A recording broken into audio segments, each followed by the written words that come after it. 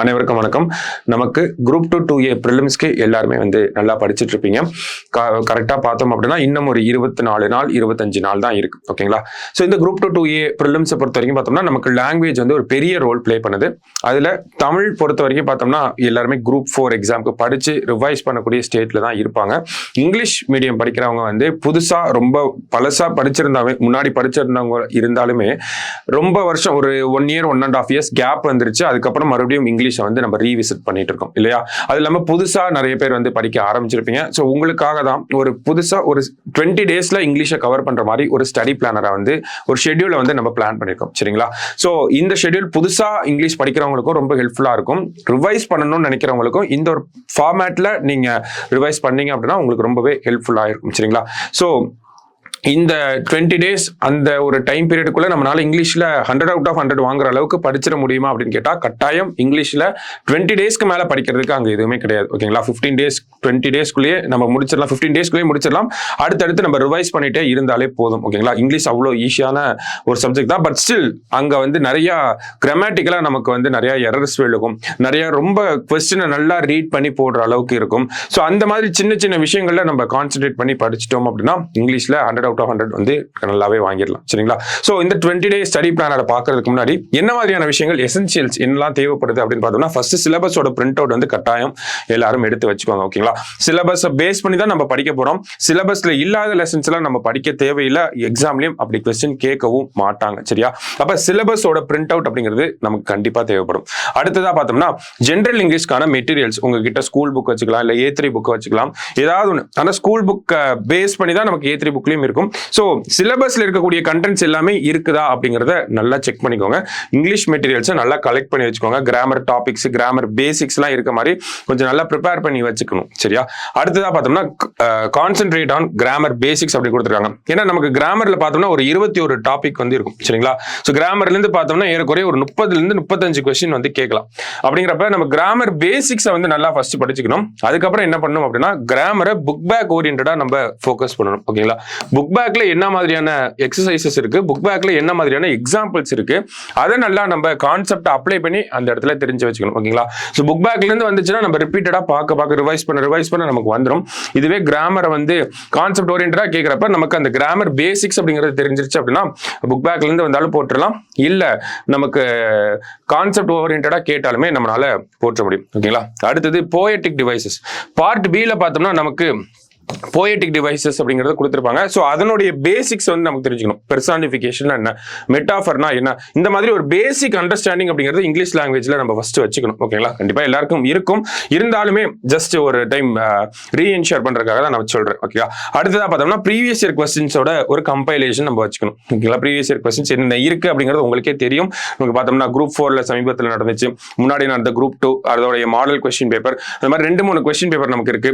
சமீபத்தில் Jailer exam கூட ஒரு கொஸ்டின் பேப்பர் இருந்துச்சு. அண்ட் தென் பார்த்தோம்னா குரூப் 3 எக்ஸாம்ல இங்கிலீஷ் கொஸ்டின் ஒன்று இருக்கு. கிட்டத்தட்ட பார்த்தோம்னா நமக்கு ஒரு 5 கொஸ்டின் இருக்கும். சரிங்களா? ஸோ இது எல்லாத்தையும் நம்ம ஃபோக்கஸ் பண்ணிக்கணும். ஓகேவா? என்ன கொஸ்டின் கேட்டிருக்காங்க, எப்படி கேட்டிருக்காங்க அப்படிங்கிற ஒரு ஐடியாலஜி நமக்கு கிடைக்கும் இந்த கொஸ்டின் பேப்பர்ஸ்லாம் நம்ம பார்த்தோம்னா. சரியா? ஸோ இதெல்லாம் தான் ப்ரீ ரெக்வசைட் அப்படின்னு நம்ம சொல்றோம். ஓகேவா? இதெல்லாம் தான் தேவைப்படும். நம்ம ஃபர்ஸ்ட் அந்த 20 day பிளானருக்குள்ள போறதுக்கு முன்னாடி இந்த மாதிரியான சில கான்செப்ட்ஸ்ல நம்ம ஸ்ட்ராங்கா இருக்கணும். இந்த மாதிரியான ஒரு ப்ரீ ரெக்வசைட்ஸ் ரெக்வயர்மெண்ட்ஸ் நம்ம பூர்த்தி பண்ணிருக்கோம். சரியா? அதுக்கப்புறம் தான் நம்ம ஷெட்யூலுக்குள்ள போற மாதிரி இருக்கும். இந்த ஷெட்யூலை அப்படியே நீங்க ஃபாலோ பண்ணணும் அப்படிங்கிற ஒரு கட்டாயம் கிடையாது. சரியா? சோ நம்ம டே 1ல இருந்து டே 20 வரைக்கும் ஒரு ஷெட்யூலை போட்டிருக்கோம். இந்த டெம்ப்ளேட்டை நீங்க ஃபாலோ பண்ணலாம், இல்ல உங்களுக்கு ஏத்த மாதிரி அதுல ஒரு சில மாடிஃபிகேஷன்ஸ் பண்ணி கூட நீங்க படிச்சுக்கலாம். ஓகேவா?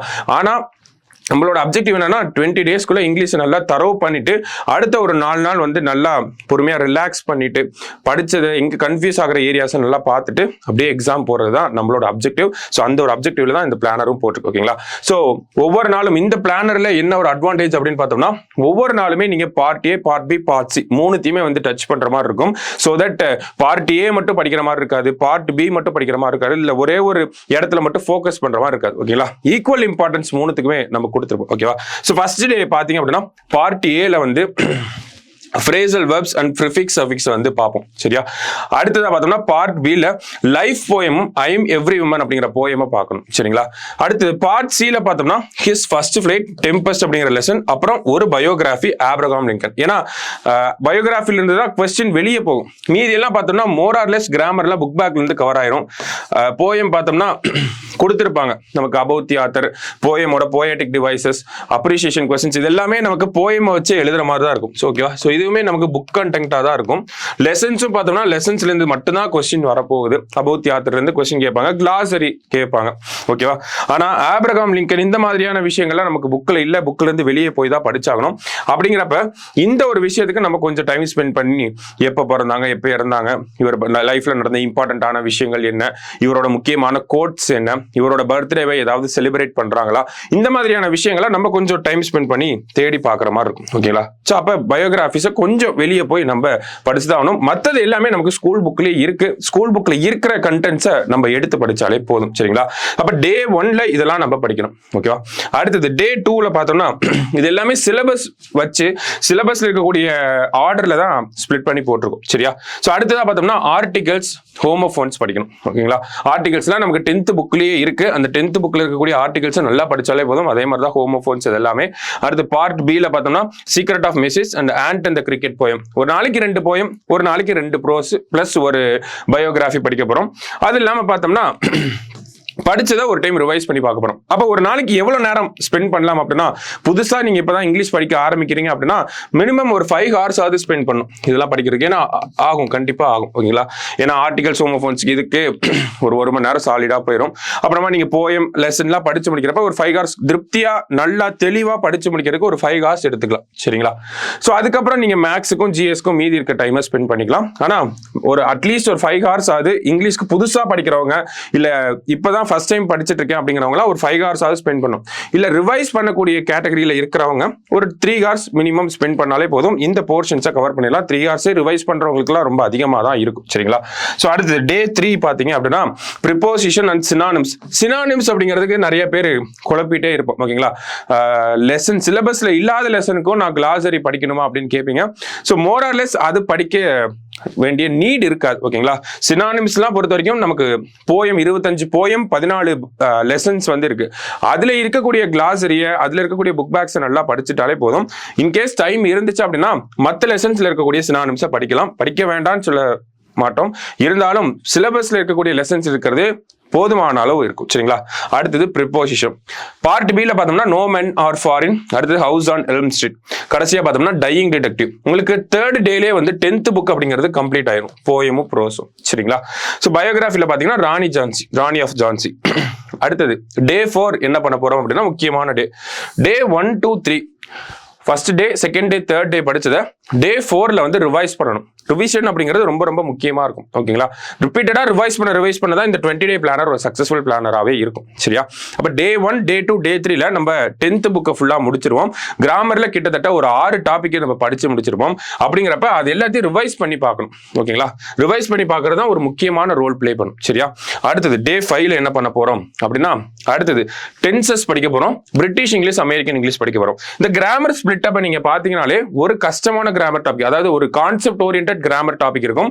ஒன்னு நமக்கு பரிச்சயமான ஒரு கிராமர் டாபிக் வந்து இருக்கும். இப்போ tenses, British English, American English. அங்க பாத்தீங்க அப்படின்னா நமக்கு ப்ரிப்போசிஷன், சினானிம்ஸ் ஒன்னு நமக்கு தெரிஞ்சது, இன்னொன்னு நம்ம கத்துக்க வேண்டியது, இல்ல கொஞ்சம் கான்செப்சுவலா கிளாரிட்டி வேண்டிய ஒரு விஷயம். அந்த மாதிரி தான் இருக்கும். ஸோ அந்த மாதிரி தான் கிராமர் ஸ்பிளிட் அப்புமே இருக்கும். ரொம்ப ஈஸியா கிராமர் அப்ரோச் பண்ற அளவுக்கு தான் இந்த இதை பிரிச்சு வச்சிருக்கோம். சரியா? அடுத்து பார்ட் பில பாத்தீங்கன்னா 9th போயம், 9thல இருக்கக்கூடிய ஃபர்ஸ்ட் 2 போயம் வந்துடும். பார்ட் சில பார்த்தோம்னா 9th லெசன், 9thல இருக்கக்கூடிய first 2 lesson. Okay, learning the game and cat and the pain killer. அடுத்ததா பார்த்தோம்னா நமக்கு டாக்டர் சலீம் அலி அவரை பத்தின பயோகிராஃபி படிப்போம். ஓகேவா? டே 5ல. டே 6 பொறுத்த வரைக்கும் பார்த்தோம்னா voices, active voice, passive voice படிப்போம். அடுத்தது ஆண்டனிம்ஸ். புக்ல இருக்கக்கூடிய கிளாசரியில இருக்கக்கூடிய சினானிம்ஸை படிச்சுட்டோம்னா அதுக்கு ஏற்ற ஆப்போசிட் மீனிங் நம்ம போட்டுருவோம். அது இல்லாமல் புக் பேக் எக்ஸசைஸே நிறைய இருக்கு. ஓகேவா? ஆண்டனிம்ஸ்க்குலாம் 8th புக்ல நிறைய கொடுத்துருக்காங்க. ஸோ அதை படிச்சாலே போதும். அடுத்தது பார்ட் பில on killing a tree and spider and the fly, அதை பார்க்க போறோம். பார்ட் சியை பொறுத்த வரைக்கும் water the elixir of life and story of grizzly cub. ஒன்னு சின்ன லெசன், ஒன்னு கொஞ்சம் பெரிய லெசன். ஓகேவா? ஸோ அது நம்ம டைம் ஸ்பெண்ட் பண்ணி பார்க்குறோம். அடுத்தது கல்பனா சாவ்லா பத்தின ஆட்டோபயோகிராஃபி பார்க்குறோம். ஓகேவா, இதை டே 6ல பண்றோம். டே 7 என்ன பண்றோம் அப்படின்னு பார்த்தோம்னா சென்டென்ஸ் பேட்டர்னும் காம்பவுண்ட் வேர்ட்ஸும். ஓகேவா, ஸோ போயம்ல என்ன இருக்கு அப்படின்னு பார்த்தோம்னா river, comet, stick together families. இந்த டே 7ஓட நம்ம 9th புக்கு முடிச்சிரும். ஓகேவா, ஐசக் நியூட்டன் லெசன் பார்த்தோம்னா நமக்கு 8th புக்கில் வந்துடும். சரியா, ஸோ ஹெலன் கெல்லர் அப்படிங்கிற நமக்கு ஆட்டோபயோகிராஃபி. ஓகேவா, அப்போ ஃபர்ஸ்ட் 7 நாள்ல ஒரு வாரத்தில் என்ன பண்ணி முடிச்சிடும் அப்படின்னா 10th புக்கை படிச்சு முடிச்சிருவோம். அதை ஒரு டைம் ரிவைஸ் பண்ணிடுவோம். அடுத்தது 9th புக்கையுமே முடிச்சிடும். ஓகேங்களா, கிராமர்ல கிட்டத்தட்ட பார்த்தோம்னா ஒரு 12 டாபிக் கிட்ட நம்ம கம்ப்ளீட் பண்ணிருப்போம். சரிங்களா, அடுத்தது டே 8ல என்ன பண்றோம்னா அப்படியே ரிவிஷன் பண்றோம். அப்ப டே 1 to 7 ரிவைஸ் பண்ண போறோம். இதுல பார்த்தோம்னா இடையிலே ஒரு ரிவிஷன் வந்திருக்கும். அப்ப ஒரு 6 நாள் படிச்சதை 8வது நாள் வந்து ரிவைஸ் பண்ண போறோம். ஈஸியா தான் இருக்கும். ஓகேங்களா, ரிவைஸ் பண்ணதான் நமக்கு ஹெல்ப்ஃபுல்லா இருக்கும். அடுத்து டே 9ல பார்த்தோம்னா சிம்பிள் காம்பவுண்ட் காம்ப்ளெக்ஸ், அடுத்தது question tag, special hero, making life worthwhile அப்படிங்கிறது பார்ட் பில. மை ரெமினிசன்ஸ் அப்படிங்கிற லெசன் கொஞ்சம் ட்ரையா இருக்கும். ஓகேங்களா, 1.5 பேஜ் தான் லெசன், ஆனா கொஞ்சம் ட்ரையா இருக்கும். ஆனா நல்லா படிக்கணும். அதனாலதான் ஒரு லெசன் மட்டும் தனியா வச்சிருக்கு. அது இல்லாம சுபாஷ் சந்திர போஸ் பத்தி. ஓகேங்களா, ஏன்னா இந்த லெசன் கொஞ்சம் எல்லாருக்கும் ட்ரையா ஃபீல் ஆகும். ஓகே, மை ரெமினிசன்ஸ் அப்படிங்கிற லெசன். அதுக்கப்புறம் பார்த்தோம்னா சுபாஷ் சந்திர போஸ் பத்தி நம்ம பயோகிராஃபில படிப்போம் டே 9ல.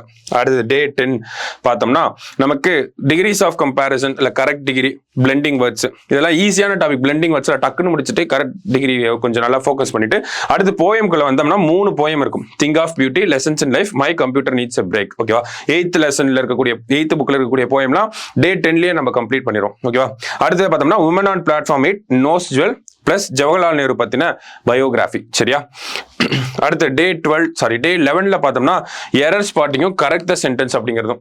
இதுல எங்க படிக்கலாம் அப்படின்னா நமக்கு புக்குக்கு பின்னாடி ஒவ்வொரு லெசனுக்கு பின்னாடியும் லாங்குவேஜ் செக் பாயிண்ட் அப்படின்னு சொல்லி கொடுத்துருப்பாங்க. ஓகேவா, ஸோ இந்த லாங்குவேஜ் செக் பாயிண்ட் அப்படிங்கிறதுல இருந்து நமக்கு மோஸ்டா ரிஃப்ளெக்ட் ஆயிரும். சரியா, அங்கதான் இந்த error spotting, correct the sentence அப்படிங்கிறதெல்லாம் இருக்கும். சரியா, அடுத்ததா பார்த்தோம்னா யுவர் ஸ்பேஸ் அப்படிங்கிற லெசன், சி ஃபீவர், கரேஜ். அடுத்து 7th புக்குள்ள போறோம். ஓகேங்களா, பார்ட் பி பொறுத்த வரைக்கும் இது பார்த்தோம்னா பர்த்டே லெட்டர் அப்படிங்கிறது நமக்கு இதோட பார்ட் சி அப்படிங்கிறது கம்ப்ளீட் ஆயிரும்.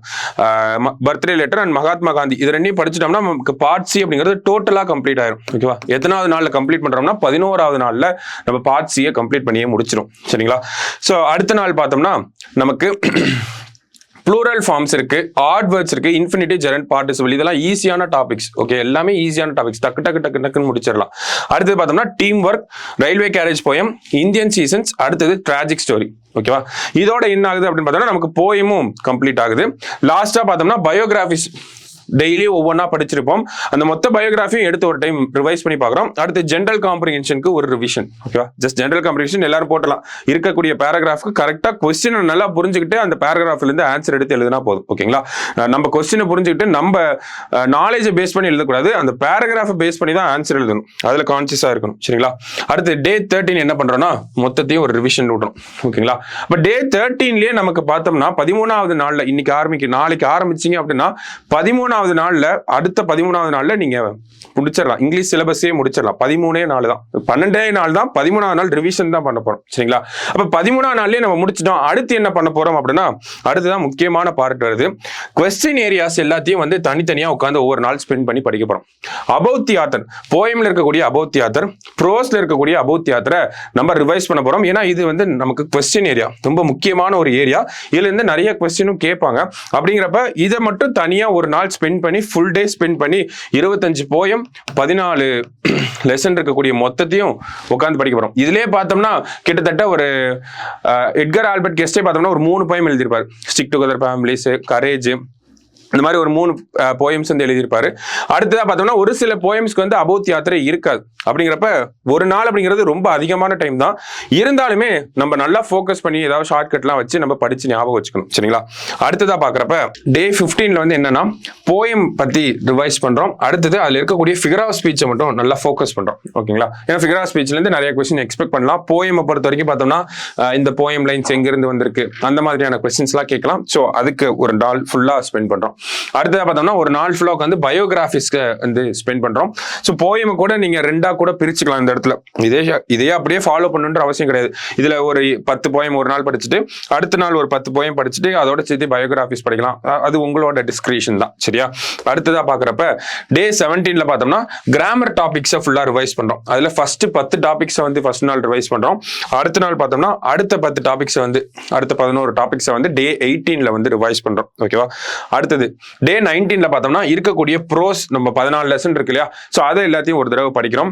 லாஸ்டா பார்க்குறப்ப டே 20 ஓவராலா ரிவைஸ் பண்ண ஆரம்பிக்க வேண்டியதான். ஓகேவா, டே 20, 21, 22 அது உங்க கணக்கு தான். ஓகேவா, ஓவரால் ரிவிஷனை இதுல இருந்து நம்ம ஸ்டார்ட் பண்ணிடுறோம். இது மட்டும் இல்லாம என்ன பண்ணலாம் அப்படின்னா, நம்ம யூடியூப் சேனல்லே வந்து பார்த்தோம்னா ஜென்ரல் இங்கிலீஷ்க்கு டெஸ்ட் போயிட்டு இருக்கு இல்லையா, ஸோ அந்த கொஸ்டின்ஸை எடுத்து ஒர்க் அவுட் பண்ணி பாருங்க. எரர்ஸ் கண்டிப்பா இருக்கும் உங்களுக்கு. ஓகேங்களா, நிறைய தப்பு விடுவோம் நம்ம, அதெல்லாம் நம்ம ப்ராக்டிஸ் பண்ண கரெக்ட் பண்ணிடலாம். சரியா, ஸோ இது ஒரு பிளானர், இது ஒரு டெம்ப்ளேட். இந்த டெம்ப்ளேட்டை ஃபாலோ பண்ணீங்கன்னா கட்டாயம் உங்களால 20 நாள்ல இங்கிலீஷை நல்லா தரவாவே படிச்சு முடிக்க முடியும். அது இல்லாம உங்களுக்கு ஏத்த மாதிரி உங்களோட ஸ்டடி ஸ்டைலுக்கு ஏத்த மாதிரி இதுல ஏதாவது மைனர் சேஞ்சஸ் பண்ணணும்னா கூட நீங்க பண்ணி படிச்சிடலாம். அல்டிமேட்லி நம்ம படிக்கணும், அவ்வளவுதான். ஓகேவா, ஸோ அதுக்கு ஒரு ஐடியா மட்டும்தான். இந்த ஐடியாவை நீங்க அப்படியே எடுத்துக்கலாம், இல்ல உங்களுக்கு ஏத்த மாதிரி மாத்திக்கலாம். சரியா, சோ எக்ஸாம்ஸ்க்கு வந்து இன்னும் கொஞ்ச நாள் தான் இருக்கு. நல்லா ப்ரிப்பேர் பண்ணுங்க. இங்கிலீஷ்ல 100 out of 100 எடுக்கிறதா நம்ம டார்கெட்டா இருக்கணும். 90க்கு மேல 95+ எல்லாம் நம்ம டார்கெட்டா இருக்கக்கூடாது. 100 out of 100 எடுக்கணும். ஸோ அந்த ஒரு விஷயத்துல ரொம்ப கான்சியஸா இருங்க.